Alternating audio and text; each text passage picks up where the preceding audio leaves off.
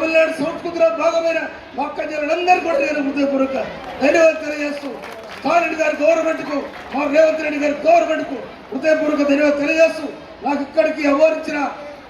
ఇక్కడికి గౌరవించిన చెన్నై తెలంగాణ అసోసియేషన్ వారికి నిండుగా కృతజ్ఞత తెలియజేస్తూ